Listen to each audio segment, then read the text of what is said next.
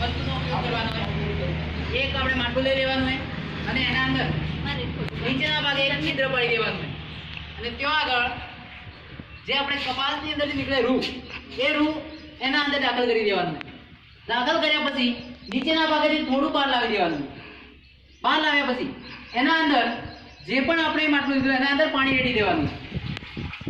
પાણી રેડ્યા પછી જે નીચેની તરફ આપણને પાણી મળે એ શુદ્ધ પાણી મળશે.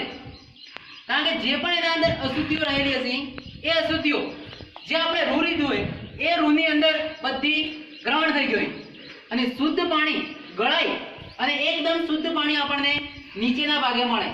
અને જે નીચેના ભાગે આપણને પાણી મળે એ પાણી પીએ તો એના અંદર કોઈ પણ જાતની અશુદ્ધિઓ, કોઈ પણ જાતના જીવાણુ કે કોઈ પણ જાતના બેક્ટેરિયા આવતા નથી, જેનો કોઈ પણ ખર્ચો નથી. કોઈ પણ વ્યક્તિ પોતાના ઘરે સ્વાભાવિક રીતે દરેકે દરેક વસ્તુ મળી શકે અને જાતે આ પ્રયોગનો ઉપયોગ કરી શુદ્ધ પાણી પીવું જોઈએ. જો આ પાણી જે પણ આવ્યું હોય ત્યાં પછી વિડીયો નથી લાગ્યો. અહીંયા જે પણ આપણને પાણી મળ્યું એકદમ શુદ્ધ પાણી મળ્યું કે જેના અંદર સહેજ પણ માટી કે કોઈ પણ બીજા કણો નથી. જ્યારે એના અંદર જુઓ વિડીયો તો એના અંદર એકદમ થોડી માટી જેવું હોય. આપણે માટલાને ધોયું પણ નથી અને આ પાણી એકદમ શુદ્ધ જોવા મળે. તો આ રીતે આપણે ઉપયોગ કરી શકીએ. બસ આટલી વસ્તુ.